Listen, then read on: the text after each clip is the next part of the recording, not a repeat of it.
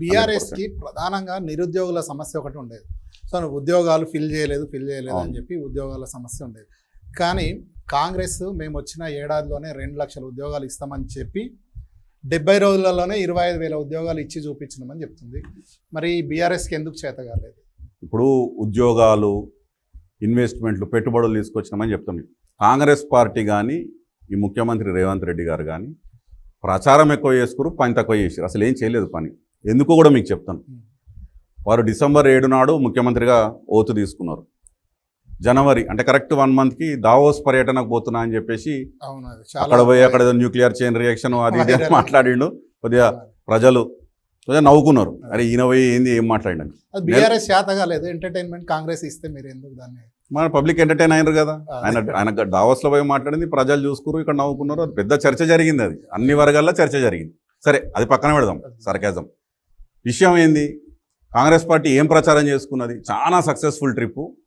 ఇన్నిసార్లు కేటీఆర్ గారు వెళ్ళినా కానీ, గత సంవత్సరం వెళ్ళినా కానీ వాళ్ళు కేవలం 21-22 వేల కోట్లే తీసుకొచ్చిర్రు.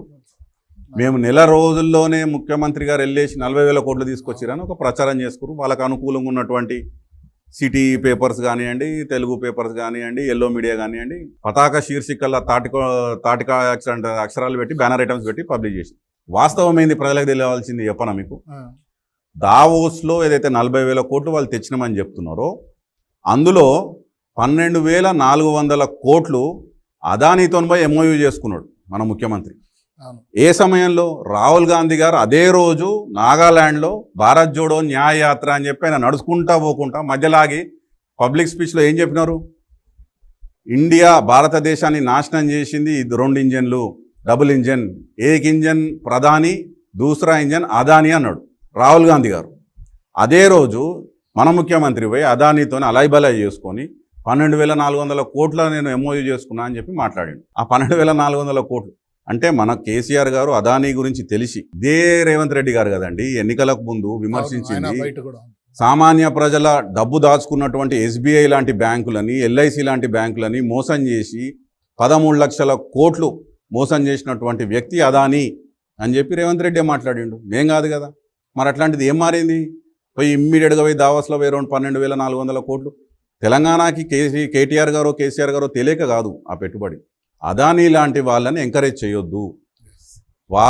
వారి మోడీ గారితో వారి సంబంధం ఏంది, ఆ లావాదేవీలు ఏందో మన ప్రజలకు తెలుసు. ఆ హిండెన్బర్గ్ రిపోర్ట్ క్లియర్గా చెప్పింది. వాళ్ళు ఎట్లా 608వ స్థానంలో ఉన్నటువంటి వ్యక్తి కేవలం 2-3 సంవత్సరాల్లో ప్రపంచంలో 2వ కుబేరుడు అయిపోయాడు. రాతోరాత అయిపోయాడు. ఎట్లా జరిగింది, దాని వెనక ఏం జరిగింది అనేది పెద్ద రిపోర్ట్ ఉన్నది. అది మరి అట్లాంటి వ్యక్తిని రాహుల్ గాంధీ విమర్శిస్తాడు. అదే రోజు రేవంత్ రెడ్డి పోయి ఎంఓయూ చేసుకుంటాడు. నంబర్ 1. సో 12,400 కోట్లు మన ప్రభుత్వం ఉంటే మనం ఎంటర్టైన్ చేసేటోళ్ళం కాదు, అది మనం తీసుకొచ్చేటోళ్ళం కాదు. 9.5 సంవత్సరాలు రానియలేదు వాళ్ళని.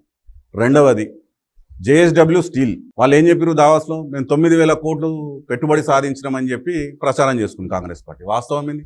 2022లోనే అది కేటీఆర్ గారితో ఒప్పందం చేసుకున్నటువంటి కంపెనీ జేఎస్డబ్ల్యూ స్టీల్. మేము పెట్టుబడి పెట్టబోతున్నాము 9,000 కోట్లు అని చెప్పేసి వాళ్ళకి అఫీషియల్గా ట్వీట్ కూడా చేశారు దాదాపు 2 సంవత్సరాల కింద. అది 9,000 కోట్లు ఏం లేదు, అది ఉత్తుత్తి మాటలే. ఇంకొక 5,000 కోట్లు వెబ్ వర్క్స్ అనే కంపెనీ. ఈ వెబ్ వర్క్స్ అనే కంపెనీ కూడా కేటీఆర్ గారితో ఒప్పందం చేసుకున్నాయి. అఫీషియల్ ట్వీట్ మా దగ్గర అఫీషియల్ హ్యాండిల్స్ నుంచి ట్వీట్ చేసి వాళ్ళది ఇంటర్నెట్లో కూడా ఆర్టికల్స్ ఉన్నాయి. వెబ్ వర్క్స్ వాళ్ళే 1.5 year బ్యాకే మేము తెలంగాణతో ఎంఓయూ చేసుకున్నాం గవర్నమెంట్తో, మేము 5,000 కోట్లు పెట్టుబడి పెడుతున్నామని. అదే అయిపోయింది. సో 12,400 కోట్లు అదాని, 9,000 కోట్లు ఆల్రెడీ గతంలో వచ్చినటువంటి జేఎస్డబ్ల్యూ స్టీలు, 5,000 కోట్లు వెబ్ వర్క్స్ అన్ని గతంలో అయిపోయినాయి. అదానిది అయితే లెక్కలేదు.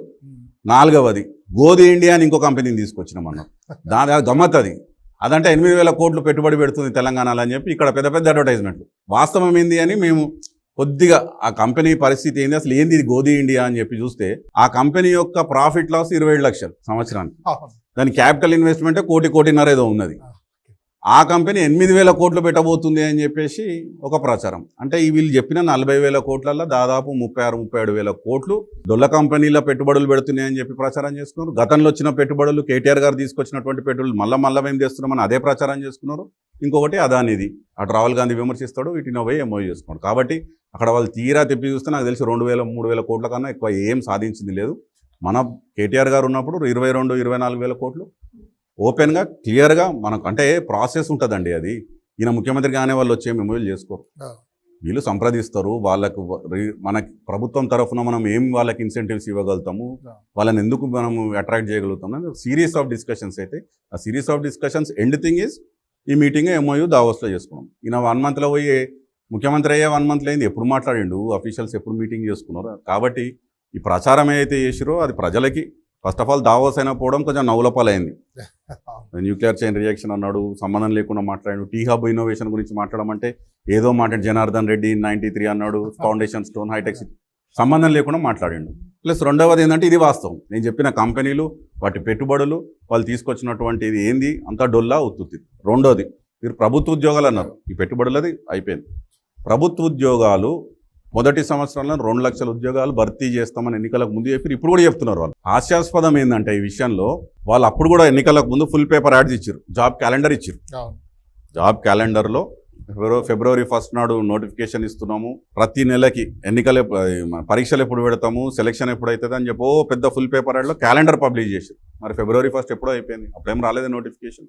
నంబర్ 1. నంబర్ 2, వాళ్ళు 2 సార్లు LB స్టేడియంలో పెద్ద ఆర్భాటంగా ఒక సభ పెట్టేసి మొదటిసారి 6,956 నర్సులు, స్టాఫింగ్ నర్సులకి ఉద్యోగాలు ఇచ్చినామని చెప్పి స్టేజ్ మీద గట్టిగా మాట్లాడారు. వాస్తవం ఏందండి అది? గత ప్రభుత్వము ఐడెంటిఫై ఖాళీలను గుర్తించి నోటిఫికేషన్ ఇచ్చి పరీక్షలు పెట్టి షార్ట్ లిస్ట్ చేసి సర్టిఫికేట్ వెరిఫికేషన్ చేసి కేవలం అపాయింట్మెంట్ లెటర్లు ఇచ్చే ముందు కోడ్ వస్తే అయిపోయింది ఆ ప్రక్రియ. ఎలక్షన్ కోడ్ అయిపోయింది, వీళ్ళ ప్రభుత్వంలోకి రాగానే ఇక మేమే ఇచ్చేసినాం, మీరు ఇచ్చినట్టు ఎట్లయితుంది అది? అంటే కొంచెమన్నా సిగ్గు. నేను ఎందుకు చెప్తున్నా అంటే నిర్లజ్జగా బహిరంగ సభల్లో మైకు ముందు మేము ఇచ్చిన ఉద్యోగాలు అని చెప్పుకుంటున్నాం. అంటే ఇది మంది బిడ్డలని మా బిడ్డలని ముద్దాడుతుంటే చూసేటోళ్ళకి సరే ప్రజలకు తెలియదు, అరే ఇట్లా ప్రాసెస్ ఉంటుంది, నోటిఫికేషన్ ఎగ్జాము ఇదంతా గత ప్రభుత్వం చేసింది, వీళ్ళు కేవలం నియామక పత్రాలు ఇస్తున్నారు అనేది ప్రజలకు అంత దూరంగా ఆలోచన రాకపోవచ్చు. అబ్బా ఇంత పెద్ద మీటింగ్ పెట్టిండు. పోలీస్ కానిస్టేబుల్ అది కూడా మొన్న 15,750 మంది పోలీస్ కానిస్టేబుల్ క్యాలెండర్ ఉంది మనకు. 2022లో కేసీఆర్ ప్రభుత్వం గుర్తించిన ఖాళీలవి. 22లో 23లో నోటిఫికేషన్ ఇచ్చిండ్రు TSPLRB ఆ బోర్డు ద్వారా. గత సంవత్సరమే ఆగస్టులోనో ఎప్పుడో ఎగ్జామ్స్ అయిపోయినాయి, సెలెక్షన్ అయింది, సర్టిఫికేట్ వెరిఫికేషన్ అయింది. క్యాండిడేట్స్ కూడా 15,000 మందిని షార్ట్ లిస్ట్ చేసి గత ప్రభుత్వమే ఐడెంటిఫై చేసేసింది ఖాళీల నుంచి రిక్రూట్మెంట్ వరకు. కేవలం పత్రాలు ఇయ్యలే, ఎన్నికల కోడ్ అనుకోండి, కొంచెం న్యాయపరమైన చిక్కులు అనుకోండి. ఇప్పుడు వీళ్ళు వచ్చేసి మొన్న 2వ మీటింగు. అయితే మేము ఎందుకు చెప్తున్నాం, ఇంత నిస్సిగ్గు ఎందుకు చెప్తున్నారు అంటే, సరే ప్రజలను పక్కన పెట్టండి, అట్లీస్ట్ అక్కడ కూర్చొని ఎవరైతే నియామక పత్రాలు తీసుకుంటారో వాళ్ళకి తెలుసు కదా వాస్తవం ఏందనేది. అరే ఎవరు మాకు ఎగ్జామ్ పెట్టింది, ఎవరు మాకు నియామక పత్రాలు ఇది ఇస్తున్నాడు, ఓకే మాకు ఎప్పుడు వచ్చినాయి, మేము ఎగ్జామ్ ఎప్పుడు రాసినాము, అప్పుడు ఎవరు ప్రభుత్వంలో ఉండే, మమ్మల్ని ఎవరు సెలెక్ట్ చేసారు, షార్ట్ లిస్ట్ చేసారు, వాళ్ళకైతే తెలుసు కదా, వాళ్ళైతే నవ్వుకుంటారు కదా. అదే ఈ ముఖ్యమంత్రి ఏంది గత ప్రభుత్వం ఇచ్చిన ఉద్యోగాలని నేను ఇచ్చిన అని చెప్పుకుంటున్నాను, వాళ్ళైతే నవ్వుకుంటుంటారు. అంటే నవ్విపోదురుగాక నాకేంది సిగ్గు అన్నట్టు మన ముఖ్యమంత్రి స్టేజ్ మీద బహిరంగంగా అబద్ధాలు చెప్పడం కరెక్ట్ కాదు. క్రెడిట్ ఇవ్వండి, government is a continuous process. Okay, ఇప్పుడు బీఆర్ఎస్ ఉంది, నువ్వు వచ్చినావు, నువ్వు దిగిపోయినాక మళ్ళీ బీఆర్ఎస్ వస్తుంది, తప్పదు, అదే కంటిన్యూస్ ప్రాసెస్. కాబట్టి గత ప్రభుత్వం చేసిన మంచి పనులను కూడా వాళ్ళు చేసినటువంటి దీన్ని కూడా క్రెడిట్ నేను తీసుకుంటా, ప్రజలకి ఈ లైన్ తీసుకెళ్తా అని చెప్పడం తప్పు. చెప్పండి, గత ప్రభుత్వం ఇచ్చింది నోటిఫికేషన్, ఎగ్జామ్స్ కండక్ట్ చేసింది, నేను నియామక పత్రాలు ఇస్తున్నా అని పిలిచి ఇవ్వండి. అంతా అంటే పబ్లిసిటీ చేసుకోవడం. LB స్టేడియంలో పెట్టి ఇప్పుడు బీఆర్ఎస్ పార్టీ 1,60,083 గవర్నమెంట్ జాబులు భర్తీ చేసింది. ఇంకో 42,000 ఉద్యోగాలు వివిధ ప్రక్రియలో ఉండే. కానీ మనం ఎప్పుడు చెప్పాలి ఇట్లాంటి పబ్లిసిటీ స్టంట్ LB స్టేడియం పెట్టేసి అక్కడ బుక్ చేసేసి అందరిని నాడికి తీసుకొచ్చి అదో ఖర్చు పెట్టి ప్రజలందరూ చూసేటట్టు లైవ్ ఇచ్చుకొని నెక్స్ట్ డే పేపర్లలో అదే కనబడేటట్టు ఎప్పుడు చేయలేదు. 1,60,000 ఉద్యోగాలు భర్తీ చేసింది బీఆర్ఎస్ ప్రభుత్వం. ఇంకా 40,000 ఉద్యోగాలు వివిధ దశల్లో ఉంది. అది ఇప్పుడు ఈ ప్రభుత్వం ఇవ్వాల్సిందే, రేపు కంప్లీట్ చేసుకొని ఇవ్వాల్సిందే. కాబట్టి మేము చెప్పేది అంటే ఇట్స్ అ కంటిన్యూస్ ప్రాసెస్. గత ప్రభుత్వం చేసిన పని క్రెడిట్ నువ్వు తీసుకోవడం అనేది కొంచెం సిగ్గుచేటు చూసేవాళ్ళకి. ప్రజలకు మేము చెప్పాల్సినటువంటి అవసరం ఉంది, ఎందుకంటే అన్ని ఉద్యోగాలు ఇచ్చి మేము ఎక్కడో చెప్పుకోలేకపోయినాం యువకులకు.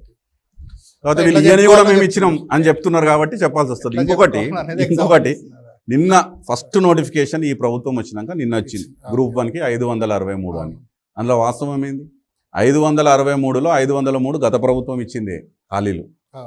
అది క్యాన్సిల్ చేసి ఆ జీవోని రద్దు చేసి అంటే ఇప్పుడు మీరు 540 నియమించిన ఉద్యోగాలు అంటున్నారు వీళ్ళు ఇచ్చేది కొత్తగా 60.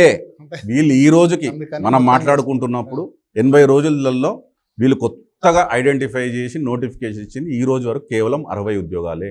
స్టాఫ్ నర్సులు కాదు, పోలీస్ కానిస్టేబుల్స్ కాదు. 563లో 503 గత ప్రభుత్వం ఐడెంటిఫై చేసింది. ఇది వాస్తవం ఉద్యోగాలకు సంబంధించి.